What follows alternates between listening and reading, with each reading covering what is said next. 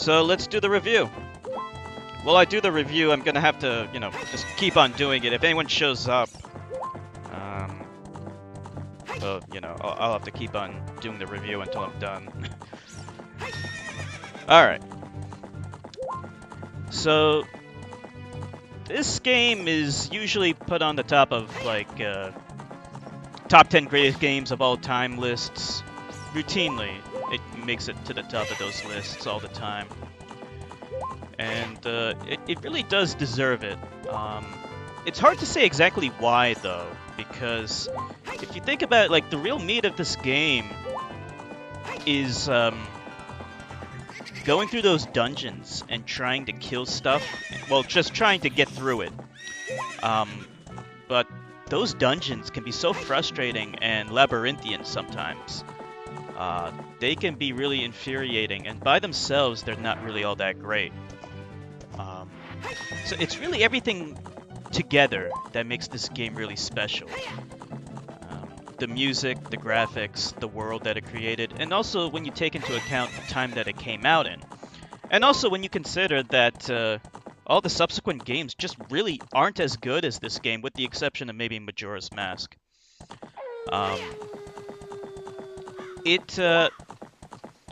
This is the first Zelda game I ever played. It's the first Zelda game I ever owned, or played for that matter. And it was an amazing game. What really makes it amazing is just the non-linear nature of it. It thrusts you into a world, and it feels alive. I can't stress that enough, that the world feels real. There are people, there are characters in this game, and they don't feel two-dimensional, they don't feel hollow, even though there's no voice acting in the game. It somehow manages to make everything feel so authentic. And that's because all the characters and the world itself are so well designed. Nothing about this game feels lazy. Now, like I said, there's no voice acting. But that's kind of part of the charm of it. Now, this game came out on the N64, so the lack of voice acting has a lot to do with the fact of the limitations of the N64 itself. But ever since this game, all the other subsequent Zelda games followed in that tradition. I shouldn't really get into, whether or not that's a good idea. But it worked so well in this game, they decided to keep up with it from then on. They decided to remain, continue in the tradition of not having voice acting, because it worked out so well. This game was so good at telling a story that it didn't need any voice acting. Speaking of the story, like it is kind of a cliche story. But the story, it's like, on the surface, it's just a go save the world kind of story. And if you asked me the details of what the story is about, like, I couldn't even tell you. Something about, stealing the Triforce or whatever. But the game manages to tell the story in such a compelling and interesting and charming way that you can't help but feel like it's good. And it doesn't feel obstructive. It's not intrusive. And it doesn't feel like it's taking, the controls away from you too much. Games that do that, like, I gotta say, like, Banjo-Tooie did that. There was like 40 minutes worth of cutscene storyline in that game in the beginning. So you don't even get to control your character for 40 minutes or so. Because it just wants to tell you this story. It uses cutscene after cutscene. And it's so annoying because you just want to be able to control the game.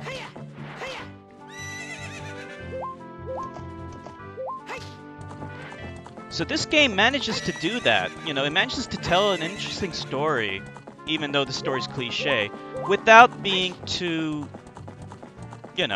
in your face and obstructive. Now, with that said, there are some things about the story that I want to criticize. I know that this is. Some people say this is a children's game. It's not a children's game. It's a game for everyone. But even so, I really always wish that there would be a good romance in it. There's never been a good romance in any of the Zelda games. And there's so many opportunities to do a good romance. You know, I'm not like the lovey-dovey, oh, I need to have romance in every story that I read or watch.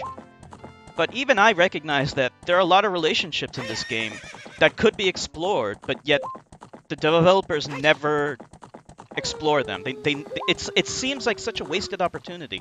You know, like with Malin or Zelda herself, or maybe some other female character in the game they could explore a romantic relationship with. But for whatever reason, like maybe they think, oh, you know, this game is for children, so therefore we can't do that. I disagree with that completely. There's so many other works of fiction out there where it's intended for children, and there's romance in it. So I feel like, you know, they should explore that aspect of these games, at least at some point. They should have done it with this game. There was a good opportunity to do it, and they didn't. And that's unfortunate. And I really do think that this game could use a good romance, and it's no surprise that a lot of fan fiction does explore relationships between Link or other characters, because that's what the fans would like to see, obviously.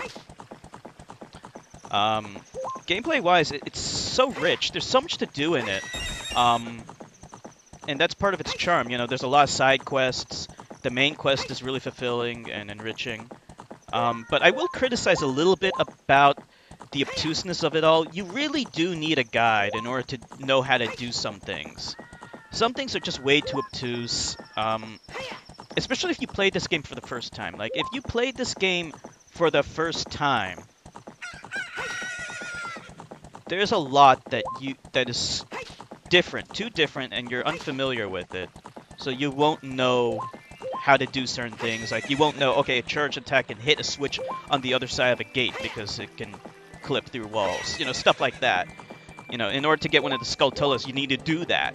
But you wouldn't know to do that. Like, intuitively, it would never occur to you. It does this a lot, and, you know, that's okay for the most part, because a lot of that is bonus stuff. But this game really does drive you to do a lot of that bonus stuff. And that's not a bad thing, you know.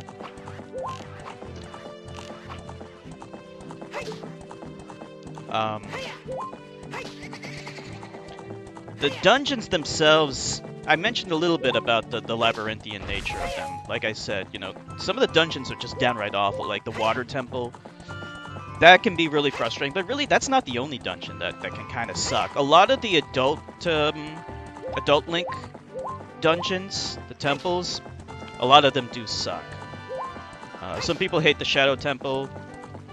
Personally, I didn't think it was that bad, but I know a lot of people hate that one.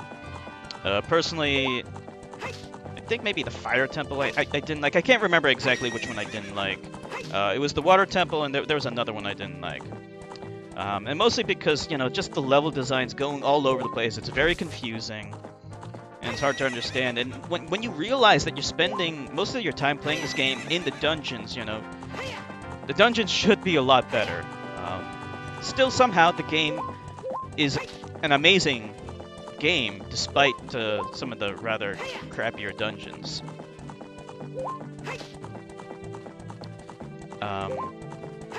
But yeah, I do think that in order to beat this game, you do need a strategy guide.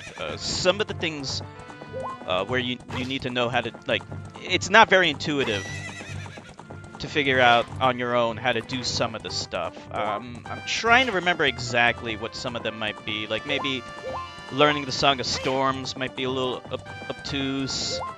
The other ones aren't really coming to memory, but yeah, there were a couple of things where you have to do something, and it's not the most intuitive thing in the world. So it's something to consider. Navi, you know, is largely unhelpful, and she's very annoying. It would have been nice if they improved her in some way. I don't really know exactly how, but they could have made Navi a little bit better and less annoying with the haze constantly. No one likes her. She has a reputation of kind of sucking.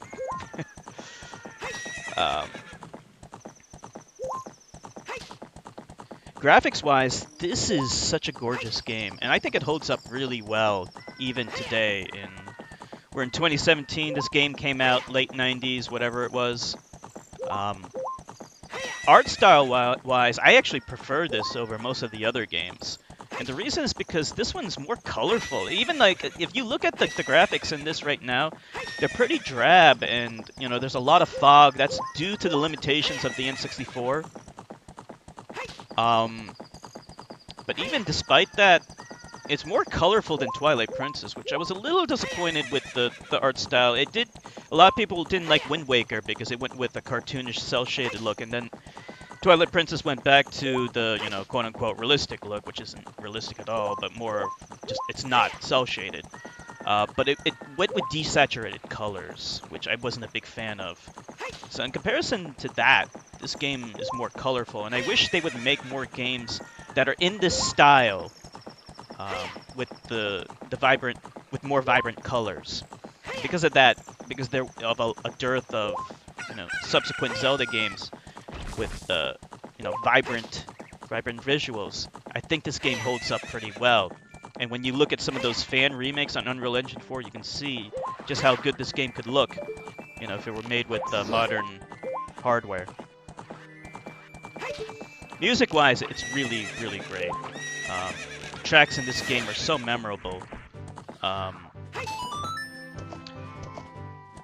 Like the forest theme is considered one of the best. The Gerudo theme, you know, these are just timeless tracks that just they never age because they're just so damn good. You could point out how the lack of voice acting is an issue, but again, that has to do with hardware limitations. And you know, this game gracefully makes up for it. You know, with the specific themes like the Zelda theme. You know, so each character still has a sense of personality, even though none of the characters are voice acted.